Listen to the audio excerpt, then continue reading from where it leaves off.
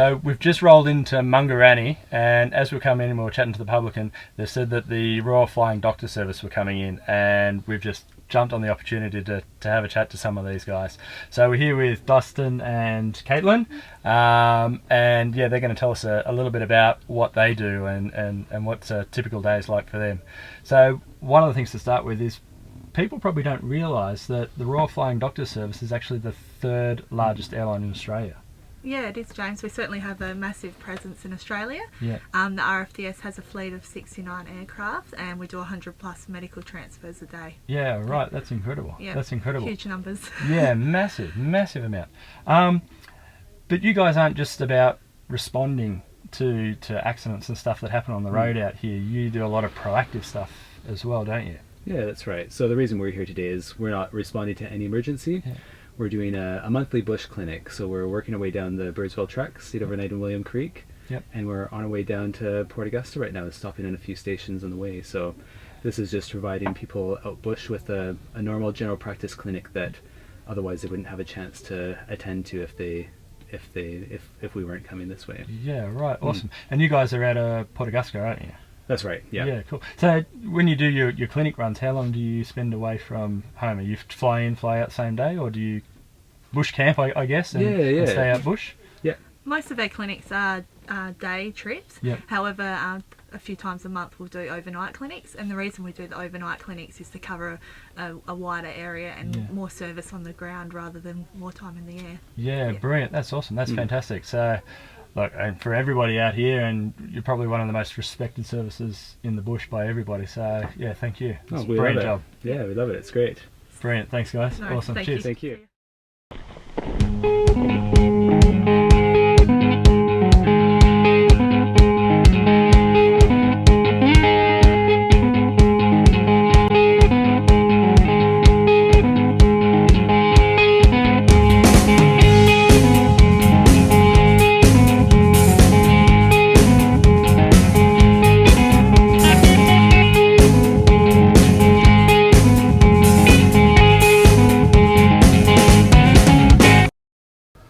Right, so as you can see, there's a few more glass panels in this vehicle. We're not actually in a four-wheel drive. We're on one of the Royal Flying Doctor planes with the pilot Tony, and he's going to give us a quick 30-second rundown on what we've got here. Yeah, look, this aircraft is a Pilatus PC-12. It's made in Switzerland.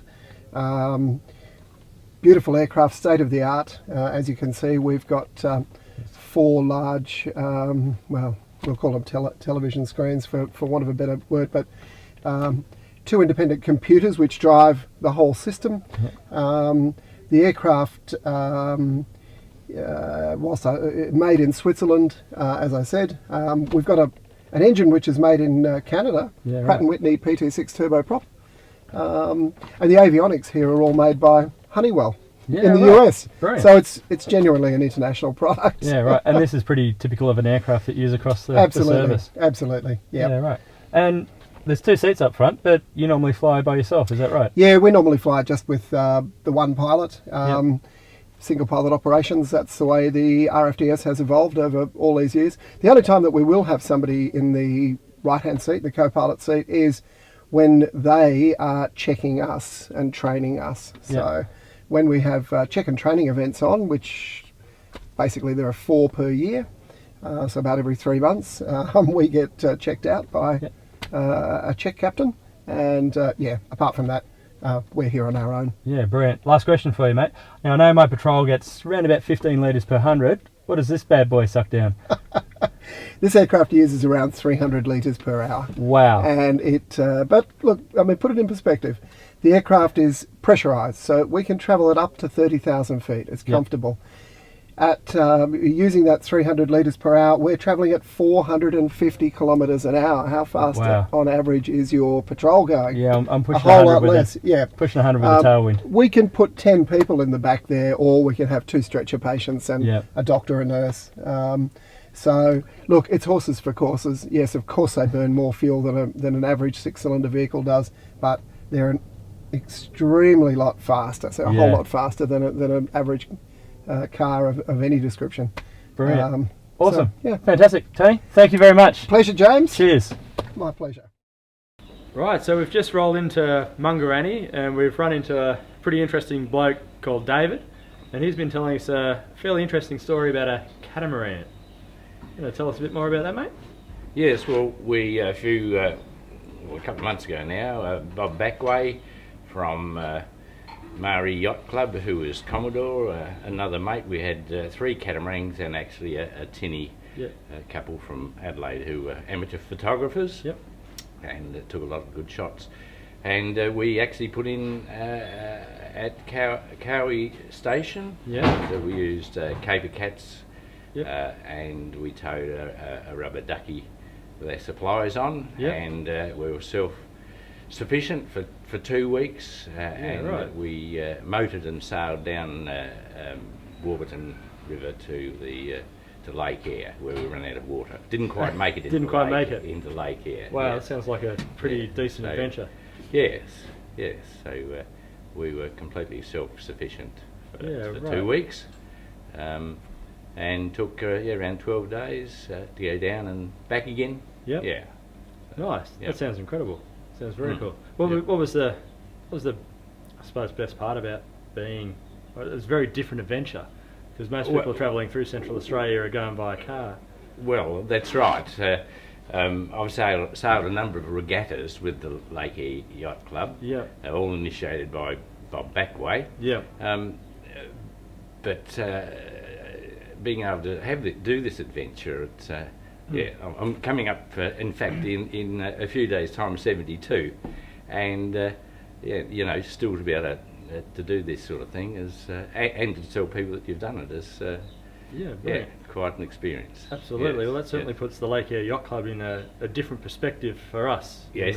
It wasn't open when we went through there, so we didn't really get to have a chat to anybody. Right. Yes. But a lake that's not full of water very often seems very strange to have a yacht club there. So hearing sort of the frequency of the stuff that actually happens out here with the yacht club is it's very interesting. Well, we and I still haven't sailed on Lake Eyre, and they haven't sailed on it for a number of years now. Yeah. The regattas are on lakes that are fed by the Coopers and by the Warburton. Yeah. Yeah, mostly Coopers, I believe. Yeah. So and after they've run down, it leaves these lakes like Lake Hope, and the other one is Lake Killalapina. Mm-hmm. I think that's the right way to say it. So we've had Bob Backway's had about 4 or so regattas in the last since about 2010. Brilliant. Yeah. Awesome. Yeah. Well, David, thank you very much, mate. Thank you. Brilliant. Good. Cheers. Right. Thank you.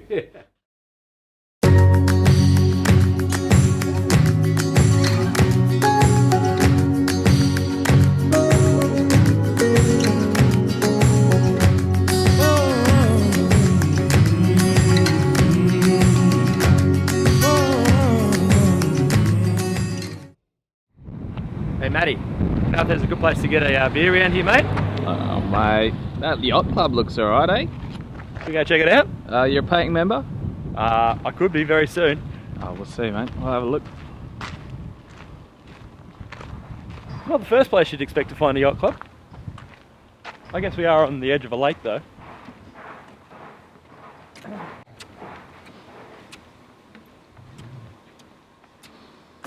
I think she could be closed. Where are we going to talk about fishing and have a beer, though? I don't know, mate. This could be a problem. Here we go. Beginning of the Birdsville Track. Birdsville Track, eh? Bucket list item on every traveller's list. I'd say so. It's about the top 5 on mine. Definitely. It's up there. It's going to be up there. I'm going to say it is freezing cold here, so I reckon we should hit the road. Yeah, my I reckon we should go. cold. Let's do it. Let's go.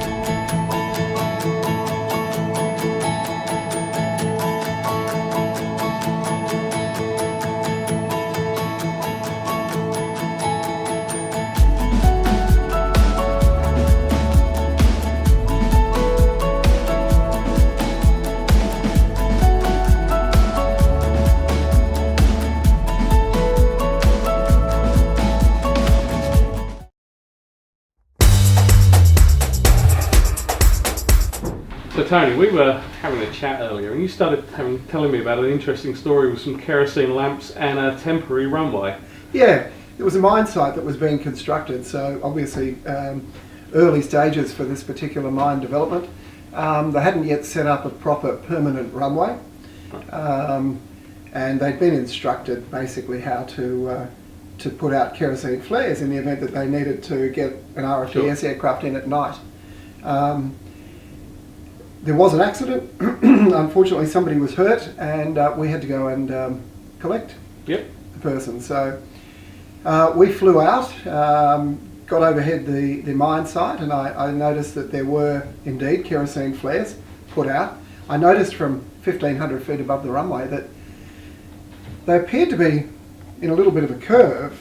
Okay. But anyway, I thought, oh well, we've got to get down there. The guy's injured. We've got to pick him up and take him to Adelaide.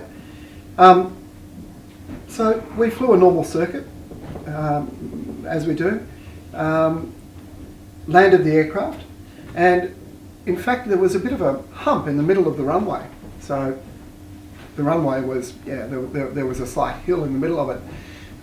So as I came up the top of this hill, over the top of the hill, the other side, I'm looking out the front of the aeroplane, and the landing light, the lights rather, the kerosene flares are going off in a curve like this. It was really quite pronounced. So that they don't use kerosene flares anymore. So much. In some places they do. In fact, I was at a station yesterday. Yeah. They recently had a fly out, and they're still using those old kerosene flares. But in general terms now, most places will use either AV lights, which is just a solar powered lighting. Very good. So during the day they collect the sun's rays, and at night, as soon as it gets dark enough, they just turn on. You don't have to turn them on, you don't have to activate them, you don't have to people to go out and set it up. It's fantastic setup. That's the very best. And in the middle is there's just little LED lights, battery powered, 2 D-cell batteries. The stations mark the spots where those lights are going to go, and they just go out. All I've got to do from time to time is replace the batteries in them. So going back to kerosene lamps, I would imagine kerosene lamps you'd have potentially other opportunities, shall we say, for injury from people? Absolutely, yeah, indeed. There were numerous times when we would go out to a site to pick a patient up, and we'd open the aircraft doors and we'd find that there wasn't just one patient, there were now 2, because somebody, unfortunately, had burned themselves with putting out the kerosene lights. I'd say in certain conditions as well you'd have problems with the smoke, or... Yeah, look, absolutely. They're burning diesel, so they give off smoke, and that can cause an atmospheric problem. And if you combine that with the right atmospheric conditions, fog can form, in fact. And so you can be on final approach to land, get to about 20 feet above the runway, having had a nice view of the runway lights, the kerosene flares in front of you, and at about 20 feet you fly into a fog, which makes it fairly less than ideal. Absolutely, yeah. So yeah, look, the newer lighting systems are far superior. Yeah, absolutely. Okay, thank you. Yeah, well, that's great. Thank you, Tony. No worries.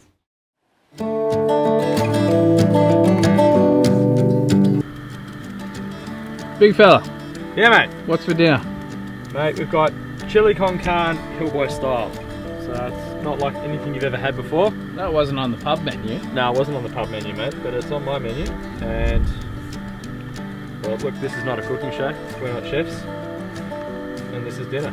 We're just blokes going to a pub and then having a chili afterwards. Absolutely.